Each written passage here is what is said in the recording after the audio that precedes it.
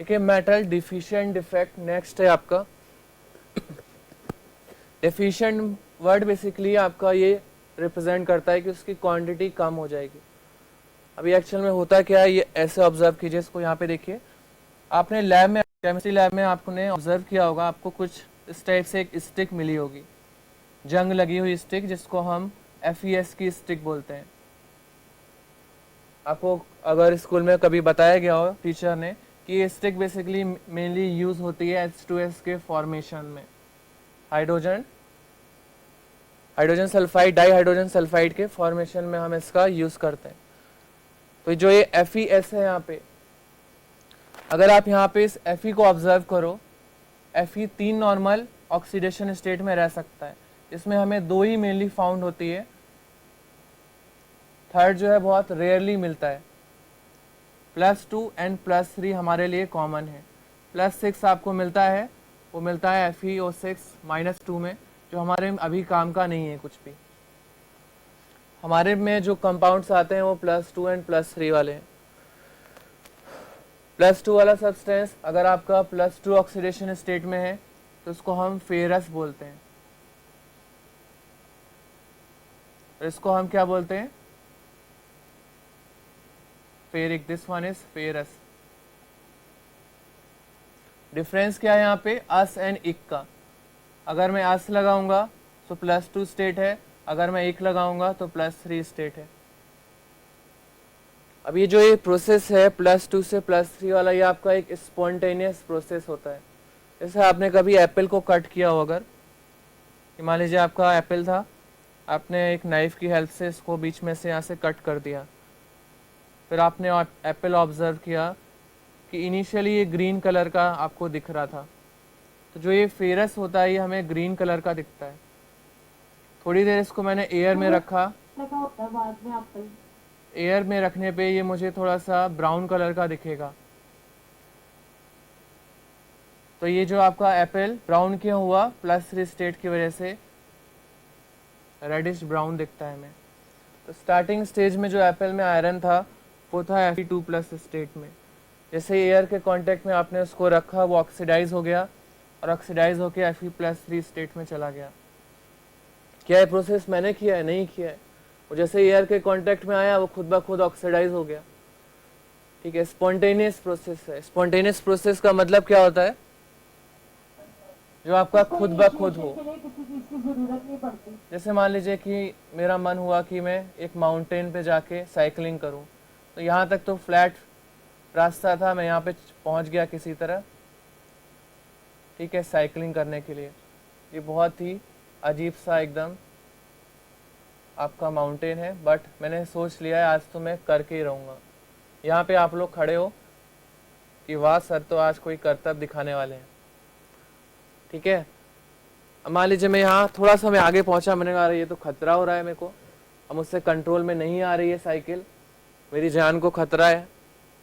यहाँ पे पहुँचते मुझे लगा अब तो मैं डायरेक्टली अब प्रोडक्ट में ही पहुँचूंगा ऊपर, अगर मैं नीचे तक गया। तो मैंने बीच में साइकिल से बोला रुक जा, आगे नहीं जाना है, रुक जाओ, खतरा लग रहा है मुझे। आपने भी बोला अरे सर को खतरा लग रहा है, अब केमिस्ट्री कौन पढ़ाएगा। आपने भी शाउट किया साइकिल रुक जा रुक जा, वो रुकेगी नहीं रुकेगी, क्योंकि ये स्पॉन्टेनियस प्रोसेस चल रहा है। आप हाई एनर्जी से लो एनर्जी पे जा रहे हो तो प्रोसेस चलता रहेगा आपका। अगर मैं इस Fe2+ से बोलूँ कि मत जा Fe3+ में, बोलेगा सॉरी ये स्पॉन्टेनियस प्रोसेस है, मैं रोक नहीं सकता। अब मान लीजिए कि हमने एक सॉलिड लिया, वो है आपका फेरस सल्फाइड FeS, जिसमें Fe2+ है, S2- है, Fe2+, S2-, S2-, Fe2+, इस टाइप से आपका एक आयनिक सॉलिड प्रेजेंट है।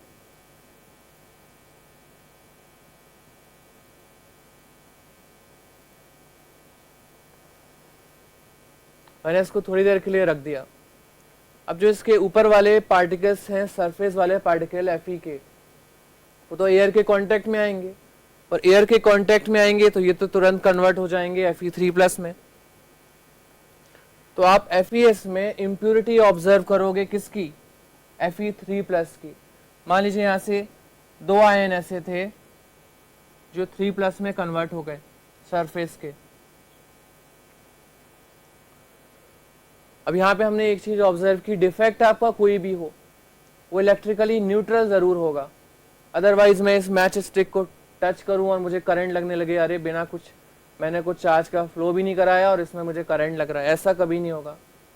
तो इलेक्ट्रिकली न्यूट्रल तो ज़रूर होगा, वो भले ही एफ सेंटर हो, शॉर्टकी हो, फ्रैंकिल हो या आपका मेटल डिफिशियंसी हो। तो दो आपके Fe2 प्लस 3 प्लस में कन्वर्ट हो गए। तो इस Fe2 प्लस की वजह से जो मेरा चार्ज है उसमें चेंज आ गया। पहले मेरे पास +4 था, बाद में +6 हो गया। अब ये लैटिस बोल रहा है चार्ज बढ़ गया है, इसको किसी तरह मेंटेन करो, और कोई ऑप्शन भी नहीं मिल रहा है। सल्फाइड बोल रहा है सॉरी कोई हेल्प नहीं कर सकता, मैंने तो किसी तरह अभी नोबल गैस का कॉन्फ़िगरेशन लिया है। ये बोलेगा एक काम करते हैं, इस एक Fe को हम यहाँ से हटा देते हैं तो हमारा काम हो जाएगा। एक Fe को इन्होंने यहाँ से हटा दिया और एक Fe के हटते ही वो 2 प्लस चार्ज के साथ रिमूव हो गया। तो हुआ क्या आपका, अभी इलेक्ट्रिकली न्यूट्रल है। 2 प्लस चार्ज जो बड़ा था, +2 चार्ज, वो एक कैटायन के हटने से मेंटेन हो गया। तो ये जो FeS है अब इलेक्ट्रिकली न्यूट्रल है। बताओ, नहीं समझ आई। क्या समझ में नहीं आया, आप बताइए, पूछिए, कहाँ से बताना है। सारे Fe2 पॉजिटिव थे और H2 नेगेटिव थे, फिर वो इलेक्ट्रिकली न्यूट्रल कैसे हुए? कि ये इलेक्ट्रिकली न्यूट्रल क्यों नहीं था, ये समझ में नहीं आया। हाँ जी सर, ये नहीं देखिए, समझ में, फिर न्यूट्रल कैसे हो गया? वहाँ पर तो अभी भी H2 नेगेटिव है। अभी यहाँ पे सुनिए आप 2 मिनट। जब मैंने ये स्टिक लिया था तो ये आयरन जो था +2 स्टेट में था। जैसे ही एयर के कांटेक्ट में आया तो इसने 2 प्लस को 3 में कन्वर्ट कर दिया होगा ऑक्सीडेशन से। तो जो ये सरफेस वाला Fe2 प्लस था वो किस में कन्वर्ट हो गया, 3 प्लस में। अब यहाँ पे आप चार्ज देखिए, पहले जो +2 चार्ज था वो S-2 को मेंटेन कर रहा था, इक्वल अमाउंट्स में कैटायन और एनाइन प्रेजेंट थे। अब इस सल्फाइड ने बोला अब तो गड़बड़ हो गया, ये +2 की जगह +3 आ गया है। तो इस अगर मैं इस ओवरऑल लैटिस की बात करूं तो इस पे +2 चार्ज बन चुका है। अब क्यों बन चुका है, क्योंकि 2 आपके Fe2 प्लस 3 प्लस में कन्वर्ट हो गए। ये सब तो कैंसिल हो जाएंगे, बट ये इसको कैंसिल नहीं कर पाएगा, इसके चार्ज को, क्योंकि वो ज्यादा है। तो +2 चार्ज क्यों इंक्रीज हुआ, क्योंकि 2 आयंस आपके 2 प्लस से 3 प्लस में कन्वर्ट हो गए। अब मुझे इस +2 चार्ज को मेंटेन करना है, तो मैंने सोचा क्या किया जाए, एक Fe2 प्लस वाले को हटा देते हैं यहाँ से। तो जो +2 चार्ज ज्यादा हो रहा था वो एक आयरन पार्टिकल के जाने की वजह से वो मेंटेन हो गया अब, और उसकी वजह से एक वॉइड क्रिएट हो गया।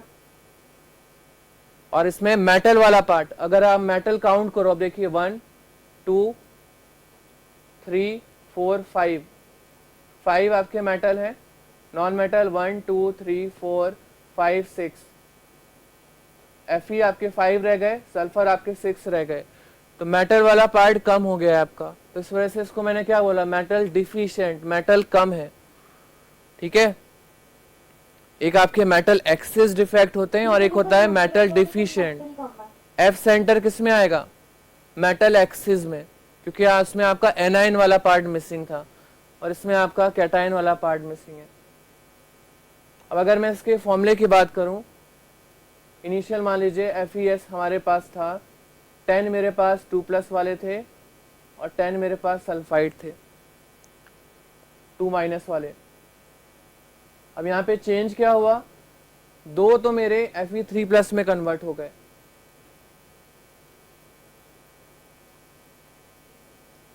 Fe3 प्लस वाले कितने बन गए, 2।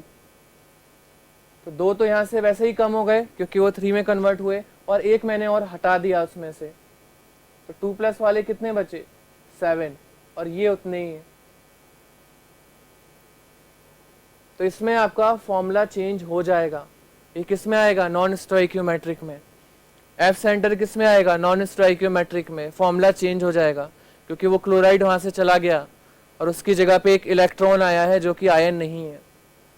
तो इतना आपका मेटल डिफिशिएंट डिफेक्ट है। तो मेटल डिफिशिएंट डिफेक्ट किस टाइप के मेटल शो कर सकते हैं, डी ब्लॉक के। जिनके पास वेरिएबल ऑक्सीडेशन स्टेट का ऑप्शन है, जो more than one oxidation state रख सकते हैं, वो इसके लिए क्वालिफाई कर सकते हैं। जैसे मैं पीबी की बात करूं, एसएन की बात करूं, 10+2 एंड +4 में रहता है तो वो ये शो कर सकता है आपका। जिंक की बात करूं, जिंक नहीं कर पाएगा, वो एक ही ऑक्सीडेशन स्टेट रखता है। तो ये आपका मेटल डिफिशिएंट डिफेक्ट है। मान लीजिए अगर NaCl और FeS आपस में बात कर रहे हैं, इस FeS ने बोला है तुम F सेंटर शो करते हो, मुझे भी बताओ, मैं भी शो करूंगा। बोला मेरा सीक्रेट है, तुम्हें क्यों बताऊं। इसने FeS से पूछा तुम मेटल डिफिशिएंट शो करते हो, कैसे शो कर रहे हो बताओ। वो लगा ये मेरा सीक्रेट है। दोनों का सीक्रेट क्या है आपको पता है। Fe का सीक्रेट कि वो ऑक्सीडेशन स्टेट में वेरिएशन ला सकता है, जबकि Na का क्या सीक्रेट है कि इसमें जो हम वेपर लेते हैं तो वो बेसिकली वो इलेक्ट्रॉन्स लूज कर देता है Na, और वो वहां से आपका कैटायन जो एनायन है वहां से वो मिस हो जाता है। क्लियर हो गया आपका। डी ब्लॉक के जो मेटल्स होते हैं वो वेरिएबल ऑक्सीडेशन स्टेट रखते हैं। जैसे Fe की मैं बात करूं, Fe2+ रखता है, Fe3+ रखता है। Sn की बात करूं, 2+ रखता है, Sn 4+ रखता है। तो जो ऑक्सीडेशन स्टेट में वेरिएशन ला सकते हैं वो मेटल डिफिशिएंट शो कर सकते हैं। सोडियम क्यों नहीं कर पा रहा है, क्योंकि वो एक ही ऑक्सीडेशन स्टेट शो करता है +1, तो वो नहीं कर सकता मेटल डिफिशिएंट। ठीक है, इसको नोट कर लीजिए, फिर आगे चलते हैं। तो ये आपका डिफेक्ट हो गया। क्या रिपीट करना है बोलिए।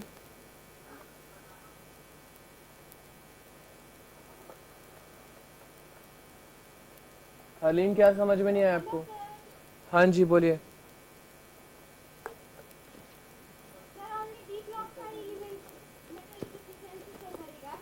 हाँ, जिसमें वेरिएबल ऑक्सीडेशन स्टेट करने का प्रॉपर्टी हो। ठीक है ना, F के भी कर सकते हैं, उनमें भी है, बट मेनली D के ही होते हैं।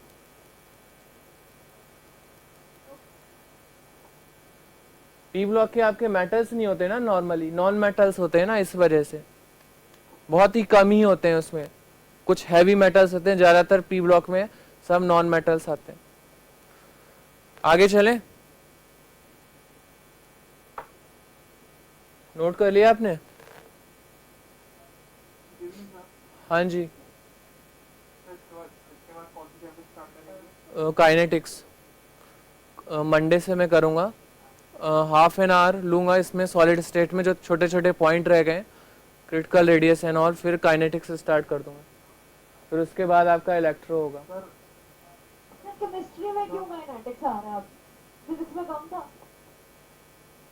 नहीं, केमिस्ट्री का काइनेटिक्स अलग है ना। हाँ बोलिए, क्या प्रॉब्लम है तो कोई।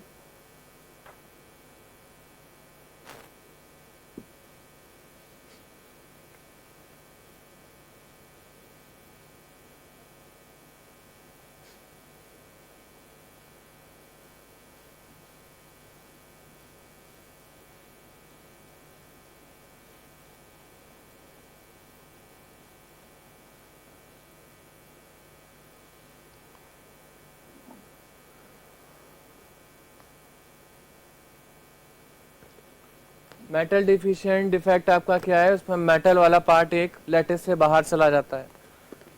ठीक है, अब ऐसा क्यों होता है इसमें, क्योंकि जो उसके सरफेस वाले पार्टिकल हैं वो ऑक्सीडाइज हो जाते हैं। जैसे Fe 2+ से 3 में चला गया, उसको मेंटेन करने के लिए मुझे एक मेटल हटाना पड़ेगा, और वही आपका मेटल डिफिशिएंट डिफेक्ट है। तो अगर हम डिफेक्ट की बात करें तो डिफेक्ट को हमने दो कैटेगरीज में डिवाइड किया। हाँ बोलिए।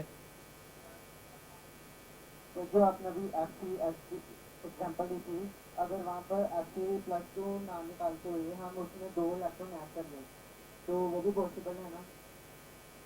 2 इलेक्ट्रॉन ऐड कर दें मतलब कहाँ से ऐड करोगे आप 2 इलेक्ट्रॉन। कोई देने वाला तो होना चाहिए ना। कर तो सकते हैं बट कोई ऑप्शन ही नहीं था। ठीक है, stoichiometric and non stoichiometric. Stoichiometric में क्या होता है, आपका फॉर्मूले में कोई चेंज नहीं आता है। नॉन स्टोइकियोमेट्रिक में आपका फॉर्मूला चेंज हो जाता है। हाँ बोलिए। सर करेंगे मतलब थर्सडे को होता है ना डाउट क्लास, आप खत्म करेंगे डाउट क्लास। सर अभी स्कूल चल रहे हैं तो उसका टाइम आज ही आता है 1 to 2 रहती है और 1:30 तक तो हमारे स्कूल ही रहता है तो आप 1:30 पे आ जाइए ना, आप 2 बजे आ जाइए, 2 बजे तो लेट हो जाएगा, 1:40 तक आ जाइए, लास्ट 20 मिनट्स में पूछ लीजिए।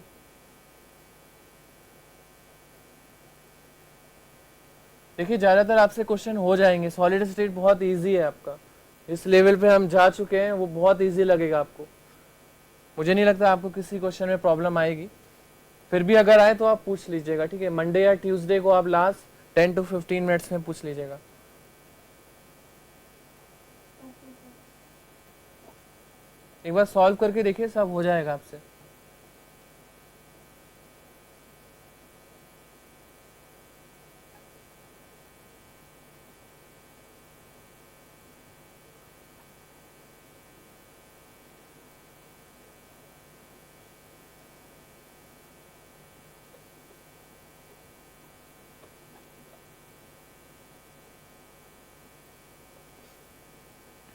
तो हमने डिफेक्ट में 2 पार्ट्स में डिवाइड किया इसको। फर्स्ट था आपका स्टोइकियोमेट्रिक, सेकंड है नॉन स्टोइकियोमेट्रिक।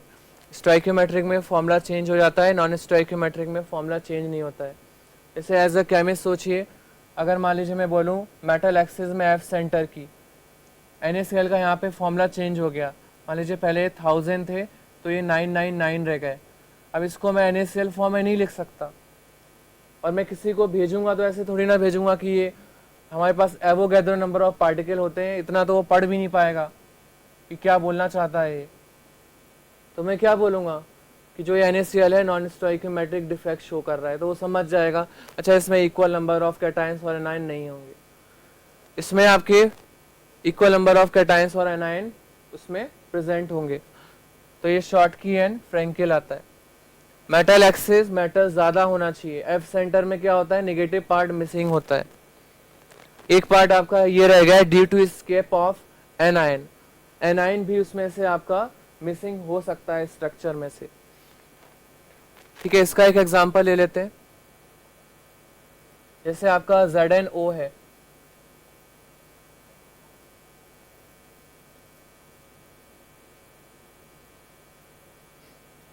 ठीक है, आपने एक सब्सटेंस लिया, मान लीजिए आपके पास ZnO था, इसमें Zn2 plus O2 minus, Zn2 plus O2 minus, इस टाइप से पार्टिकल्स प्रेजेंट है।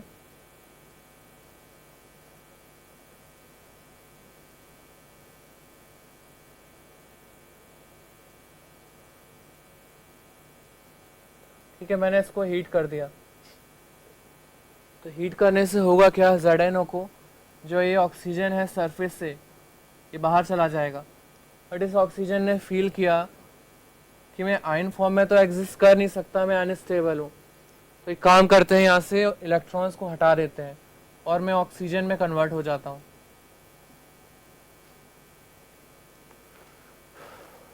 तो जो यहाँ पे आपका ऑक्सीजन निकला वो किस फॉर्म में निकला, वो आपका ऑक्सीजन फॉर्म में, और जो यहाँ पे उसने वाइड क्रिएट किया, वो जो न्यूट्रलिटी तो हमें चाहिए, वो न्यूट्रलिटी किसने प्रोवाइड की, 2 इलेक्ट्रॉन्स ने।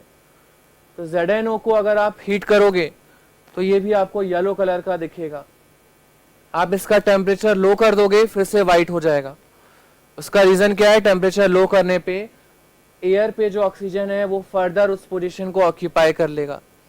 तो ZnO आपका एक अच्छा सब्सटेंस है, टेम्परेचर हाई किया येलो, लो किया वाइट, तो उसका रीजन क्या है, due to escape of anion.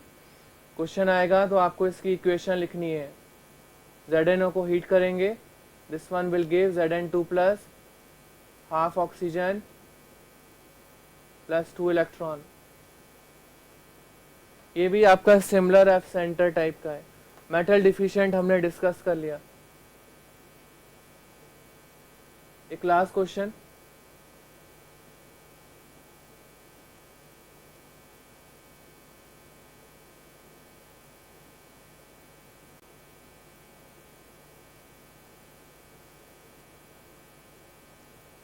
Excuse me sir, हाँ जी बोलिए। सर हीट करने के बाद जब इलेक्ट्रॉन गैप हो गए जिसकी वजह से कलर चेंज हुआ, तो बाद में कूल करने पर तो वो ट्रैप पे रहेंगे ना, बाहर थोड़ी निकलेंगे, तो फिर से कलर कैसे चेंज हुआ? देखिए, इसको न्यूट्रलिटी किसने प्रोवाइड की? इस इलेक्ट्रॉन ने। अब जैसे ही मैंने इसको टेम्परेचर लो किया तो जो ऑक्सीजन यहाँ पे एयर पे है उनके पास सफिशिएंट एनर्जी रही नहीं, तो वो इस लैटिस में फिर से आ गए। ठीक है ना, इस ऑक्सीजन ने इस इलेक्ट्रॉन को एक्सेप्ट कर लिया और फिर ये कन्वर्ट हो गया O2 माइनस में, रिवर्सिबल प्रोसेस, और वो इस लैटिस में आके फिर जम गया वहां पे। ओके सर, ये कलर कैसे चेंज हुआ था Y2 रेड? इलेक्ट्रॉन की वजह से। मैंने आपको पहले ही बताया एफ सेंटर में कलर्ड होने का रीजन क्या है? इलेक्ट्रॉन। तो ये भी आपका जब उस पर फोटोन पड़ेगा तो येलो कलर की वेवलेंथ ऑब्जर्व करेगा, तो ZNO हाई टेम्परेचर पे हमें येलो दिखाई देगा। Okay sir.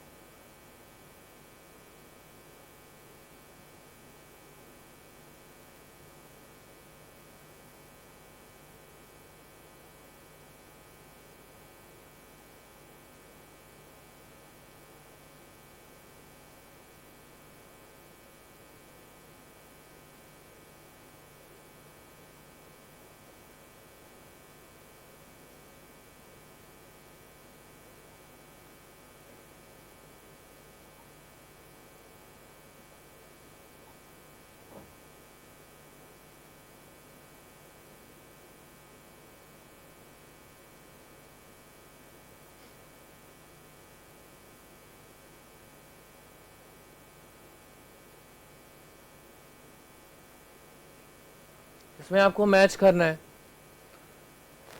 बताइए क्या होना चाहिए? शॉर्ट की फर्स्ट, और एक को एक के साथ ही मैच करना है। शॉर्ट की कौन सा आएगा? NaCl येलो, नॉर्मल NaCl होता है, मैं बोलता शॉर्ट की होगा। तो ये वन ऑन वन मैचिंग है, तो ये तो आपका एफ सेंटर वाला येलो कलर शो कर रहा है, कलर्ड वाला आपका NaCl है। शॉर्ट की में आइए, AgCl डी ब्लॉक का है, तो ये तो फ्रैंकेल को फेवर करेगा। शॉर्ट की के लिए मुझे अगेन एस ब्लॉक का चाहिए, KCl, मेटल डिफिशिएंट FeS। इसको नोट कर लीजिए, और कुछ डाउट आ रहा है तो पूछ लीजिए। कुछ कॉन्फिडेंस आ रहा है आप लोग को डिफेक्ट में? ग्राफ बनवाया था। थर्मोडायनेमिक ग्राफ में? Yes sir. हाँ ठीक है, यहाँ पे देख लीजिए। हाँ जी बोलिए।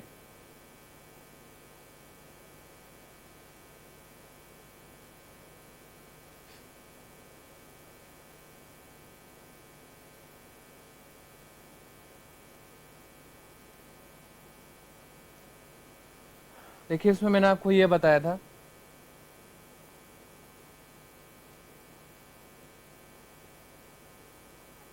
इसको दो तरीके से समझ सकते हैं, मैं आपको दूसरे तरीके से समझाता हूँ, टेम्परेचर से रिलेट करके।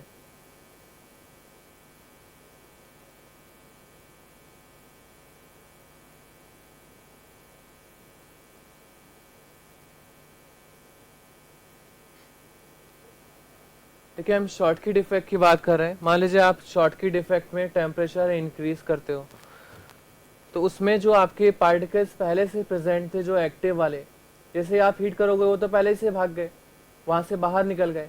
एंट्रोपी आपका क्या होता है? डिसऑर्डरनेस। तो टेम्परेचर इंक्रीज करने पे जो एक्टिव थे, जो एंट्रोपी बढ़ा रहे थे, वो तो पहले ही से निकल गए उस क्लासरूम में से, तो उसका रैंडमनेस क्या हो जाएगा? उसका रैंडमनेस कम होगा इनिशियल लेवल पे, टेम्परेचर आप बढ़ाओगे तो। एक लेवल पे आपका डेल्टा जी, हम बोल सकते हैं डेल्टा जी आपका क्या होगा? नेगेटिव होगा, तो ज़्यादा स्टेबल होता है डिफेक्ट की वजह से। बट ऐसा नहीं कि आप पूरा का पूरा उसमें डिफेक्ट ही डाल दो तो डेल्टा जी आपका अनस्टेबल फील करेगा। डेल्टा एच क्या होता है? इंथैल्पी। उसको अगर आप हीट दोगे सब्सटेंस को तो इंथैल्पी तो रेज ही होगा। समझ में आ गया आपको ग्राफ? अब बस डेंसिटी स्लोपली बननी चाहिए थी, क्योंकि शुरू में तो ये भी नेगेटिव होता है, बाद में इंक्रीज करता ना आफ्टर अ सर्टेन टाइम। किसकी बात कर रहे हैं? एंट्रोपी की? डेल्टा एच की? डेल्टा एच तो आपका क्या है? वो हीट को रिप्रेजेंट कर रहा है, तो आप उसको टेम्परेचर बढ़ा रहे हो तो वो तो गेन ही करेगा ना, अगर उसको आप टेम्परेचर इंक्रीज करोगे तो। उसको तो एनर्जी मिलेगी, तो वो इंक्रीज होता जा रहा है, वो डिक्रीज क्यों होगा? Okay sir. हाँ बोलिए, सर, लास्ट एक और डाउट था। लास्ट पार्ट कौन सा अविनाश? हाँ पूछ। एंट्रोपी कैसे? सर जो आपने देखिए एंट्रोपी वैसे इंक्रीज होनी चाहिए, बट मैं शॉर्ट की बात कर रहा हूँ पर्टिकुलर। शॉर्ट की में क्या होता है, वो क्लासरूम वाला एग्जांपल, 2-3 ही ऐसे थे जो कि यहाँ से वहाँ घूम रहे थे। टेम्परेचर हाई करूंगा वो तो वैसे ही बाहर निकल चुके हैं, तो एंट्रोपी पे कोई चेंज नहीं आ रहा है।